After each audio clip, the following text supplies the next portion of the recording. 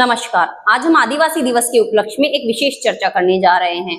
भारत ही नहीं, दुनिया के तमाम देशों में आदिवासी समुदाय के लोग रहते हैं, जिनका रहन सहन, खान पान, रीति रिवाज सब कुछ आम लोगों से अलग होता है। समाज की मुख्य धारा से कटे होने के कारण आदिवासी समाज आज भी पिछड़े हुए हैं। यही वजह है कि तमाम देशों में इनके उत्थान के लिए, इन्हें बढ़ावा देने के लिए और इनके अधिकारों की ओर ध्यान आकर्षित करने के लिए आज यानी 9 अगस्त को विश्व आदिवासी दिवस मनाया जाता है। बता दें कि संयुक्त राष्ट्र महासभा ने पहली बार 1994 को अंतर्राष्ट्रीय आदिवासी वर्ष घोषित किया था। आदिवासी समुदाय के लोगों की भाषाएं, संस्कृति, त्योहार, रीति रिवाज और पहनावा सब कुछ अन्य समाज के लोगों से अलग होता है। यही वजह है कि ये लोग समाज की मुख्य धारा से नहीं जुड़ पाए हैं। रिपोर्ट्स के मुताबिक इनकी संख्या आज भी समय के साथ घटती जा रही है। आज भी आदिवासी समाज के लोगों को अपना अस्तित्व, संस्कृति और सम्मान बचाने के लिए संघर्ष करना पड़ रहा है। इसकी मुख्य वजह यह है कि ये लोग प्रकृति के समीप रहना ज्यादा पसंद करते हैं और जंगलों में रहते हैं, जिसकी वजह से ये मुख्य धारा से कटे रहते हैं। आज जंगल घटते जा रहे हैं, जिसकी वजह से इनकी संख्या भी कम होती जा रही है। आदिवासी समाज के लोगों का मुख्य आहार आज भी पेड़ पौधों से जुड़ा है। इनके धर्म त्योहार भी प्रकृति से जुड़े हैं। दुनिया भर में 500 मिलियन के करीब आदिवासी रहते हैं और 7000 भाषाएं बोलते हैं। 5000 संस्कृतियों के साथ दुनिया के 22% भूमि पर इनका कब्जा है। इनकी वजह से पर्यावरण संरक्षित है। साल 2016 में 2680 ट्राइबल भाषा विलुप्त होने के कगार पर थी। इसलिए संयुक्त राष्ट्र ने इन भाषाओं और इन समाज के लोगों को समझने और समझाने के लिए 2019 में विश्व आदिवासी दिवस मनाने का ऐलान किया था। अमेरिका में 12 अक्टूबर को हर साल कोलंबस दिवस मनाया जाता है और वहां के आदिवासियों का मानना था कि कोलंबस उस उपनिवेशी शासन व्यवस्था का प्रतिनिधित्व करते हैं जिनके लिए बड़े पैमाने पर जनसंहार हुआ था। इसके बाद फिर कोलंबस दिवस की जगह पर आदिवासी दिवस मनाने की मांग उठी। इसके लिए 1977 में जेनेवा के एक अंतरराष्ट्रीय सम्मेलन का आयोजन किया गया। इस सम्मेलन में कोलंबस दिवस की जगह आदिवासी दिवस मनाने की मांग की गई। भारत के मध्य प्रदेश, झारखंड, छत्तीसगढ़, बिहार आदि तमाम राज्यों में आदिवासी समुदाय के लोग बड़ी संख्या में रहते हैं। मध्य प्रदेश की बात कहें तो यहाँ 46 आदिवासी जनजातियां रहती है, जिसमें एमपी की कुल जनसंख्या के 21% लोग आदिवासी समुदाय के हैं। वहीं झारखंड की कुल आबादी का करीब 28% आदिवासी समाज के लोग हैं। सिर्फ मध्य प्रदेश में गोंड, भील, औरोन, कोरकू, सहरिया और बेगा जनजाति के लोग बड़ी संख्या में रहते हैं। बता दें कि गोंड एशिया का सबसे बड़ा आदिवासी समूह है, जिसकी संख्या 30 लाख से अधिक है। मध्य प्रदेश के अलावा गोंड जनजाति के लोग महाराष्ट्र, बिहार, छत्तीसगढ़, तेलंगाना, आंध्र प्रदेश और उत्तर प्रदेश में भी रहते हैं। वहीं संथाल, बंजारा, बिहोर, चेरो, गौड़, हो, खोंड, लोहरा, माई, पहरिया, मुंडा, ओरांव आदि आदिवासी समाज के लोग भारत के विभिन्न राज्यों में रहते हैं। पूरे विश्व में लगभग 37 करोड़ आदिवासी हैं। 13 सितंबर 2007 को विश्व भर के आदिवासियों के लिए एक अत्यंत महत्वपूर्ण दिन था। इसी दिन संयुक्त राष्ट्र संघ ने आदिवासियों के अधिकार का संयुक्त राष्ट्र की घोषणा पत्र को अंगीकृत किया था।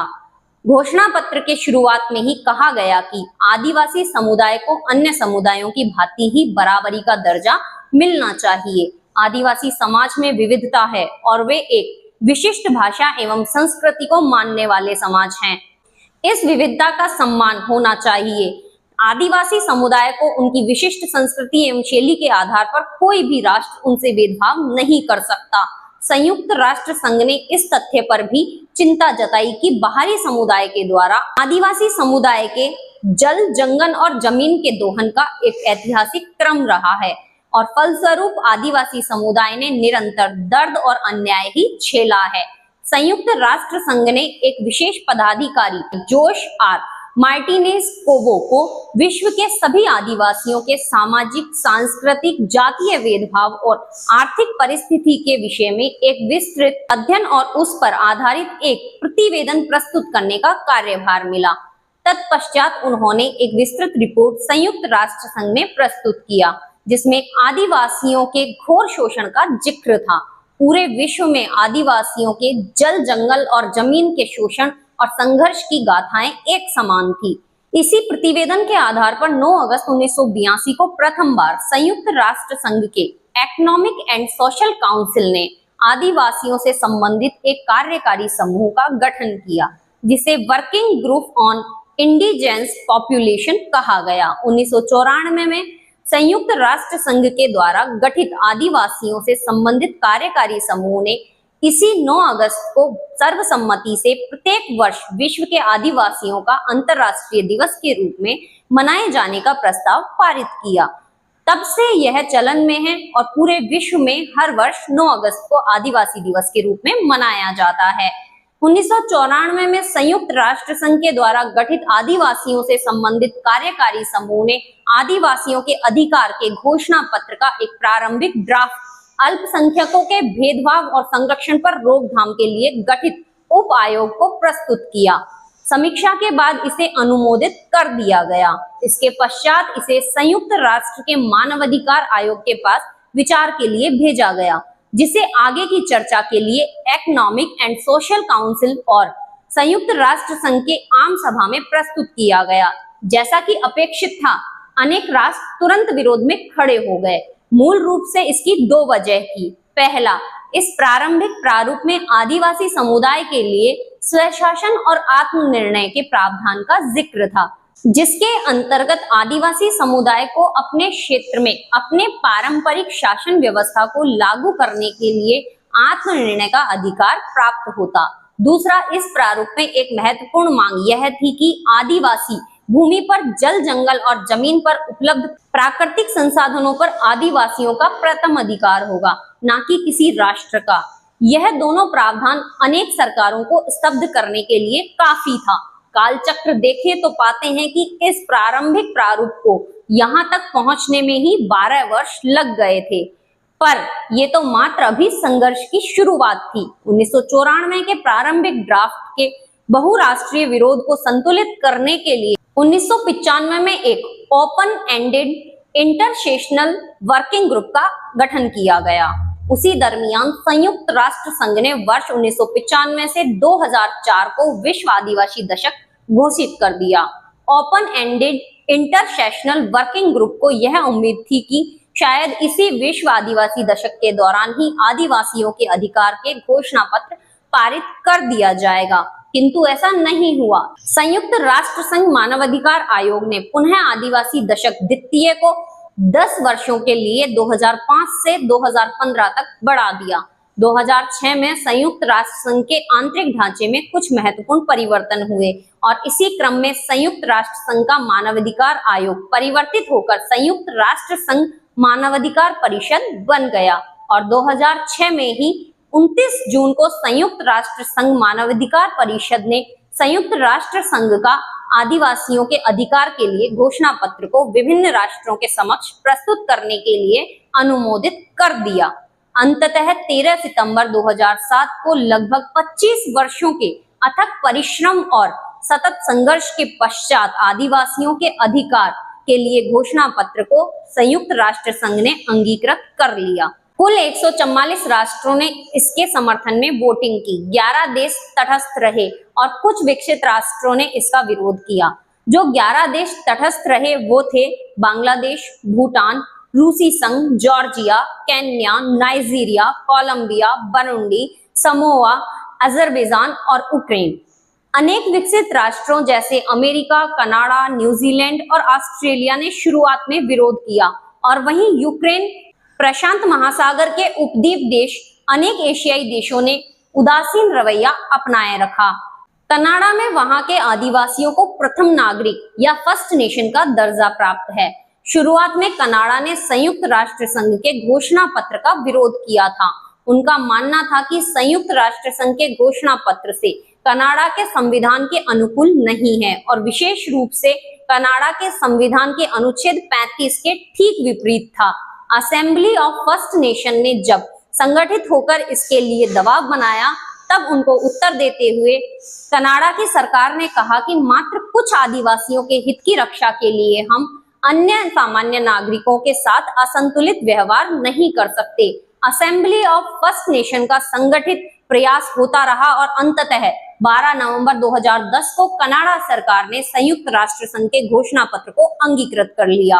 ऑस्ट्रेलिया में भी इसी प्रकार का घटनाक्रम चला और 3 अप्रैल 2009 को रुड सरकार ने आदिवासियों के संयुक्त राष्ट्र के घोषणा पत्र को अंगीकृत कर लिया, जिसके लिए उन्हें संविधान में विशेष बदलाव भी करना पड़ा। तत्पश्चात ऑस्ट्रेलिया के अनेक सरकारी कार्यक्रमों की शुरुआत पारंपरिक उद्घोषणा के साथ होती थी, जिसमें वो उस भूमि के पारंपरिक स्वामी वहां के आदिवासियों का आभार व्यक्त करते थे।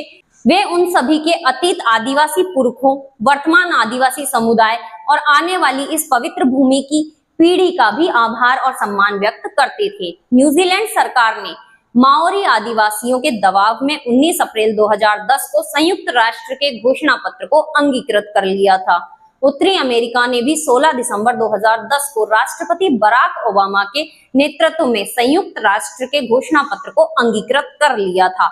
विकसित देशों से जो सफल उदाहरण हमें देखने को मिले हैं, उनका यहाँ एक विशेष संदर्भ है। उन देशों में मानवाधिकार के प्रति लोग जागरूक हैं, उन सब में सामूहिकता है, शिक्षित जन सामाजिक बदलाव को सकारात्मक ढंग से देखते हैं। अप्रैल 2009 में आयोजित डरबन रिव्यू कॉन्फ्रेंस में तब तक कुल 182 देशों ने संयुक्त राष्ट्र संघ का आदिवासियों के अधिकार के लिए घोषणा पत्र को अंगीकृत कर लिया था। इतनी चर्चा के पश्चात अब हम धरातल की सच्चाई से भी अवगत हो लें। संयुक्त राष्ट्र संघ का आदिवासियों के लिए घोषणा पत्र कानूनी रूप से किसी राष्ट्र को बाध्य नहीं कर सकता। यह एक बहुत ही बड़ी विडंबना है।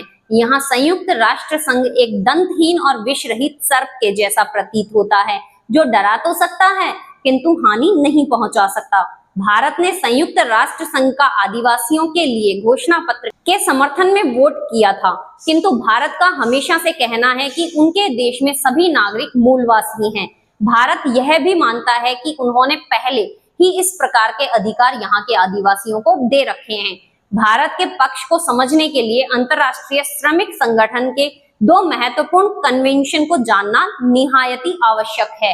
अंतर्राष्ट्रीय श्रमिक संगठन के कन्वेंशन संख्या 107 जो कि वर्ष 1957 में आई थी और कन्वेंशन संख्या 169 जो वर्ष 1989 में आई थी। अंतर्राष्ट्रीय श्रमिक संगठन कन्वेंशन 107 में जनजाति शब्द का जिक्र है। भारत ने इस कन्वेंशन को अंगीकृत किया था क्योंकि भारत ने अनुसूचित जनजाति को संवैधानिक अधिकार और मान्यता पहले से ही दिया हुआ था।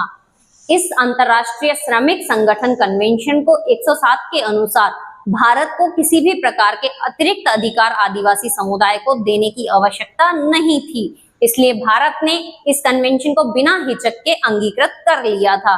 वहीं जब अंतर्राष्ट्रीय श्रमिक संगठन कन्वेंशन 169 वर्ष 1989 में आई तो उसमें देशज और आदिवासी समुदाय के अधिकारों में ऐसे अनेक प्रावधान और अधिकारों का जिक्र था जो सरकार को असहज स्थिति में डाल देती। आदिवासी समुदाय को आत्मनिर्णय और स्वशासन का अधिकार, भूमि, वन और जल संसाधनों का एकाधिकार, रूढ़िवादी संस्कृति एवं धार्मिक शिक्षा और पूर्व सूचना एवं दबाव मुक्त सहमति जैसे अनेक प्रकार के अधिकार देने की बात करता है। पूर्व सूचना एवं दबाव मुक्त सहमति ऐसा अधिकार था जिससे सरकार को भारी आर्थिक नुकसान हो सकता था, क्योंकि बिना आदिवासियों की सहमति के संसाधनों का दोहन संभव नहीं था और हम जानते हैं कि अनेक प्राकृतिक संसाधन आदिवासी समुदाय के संरक्षण में उनके क्षेत्र में बची हुई है। शायद आदिवासी ना होते तो अब तक ऐसे प्राकृतिक संसाधनों का दोहन काफी तेजी से हो चुका होता। सिजलस न्यूज की तरफ से सभी को आदिवासी दिवस की हार्दिक शुभकामनाएं। हम सभी आदिवासियों के उत्थान की कामना करते हैं। धन्यवाद।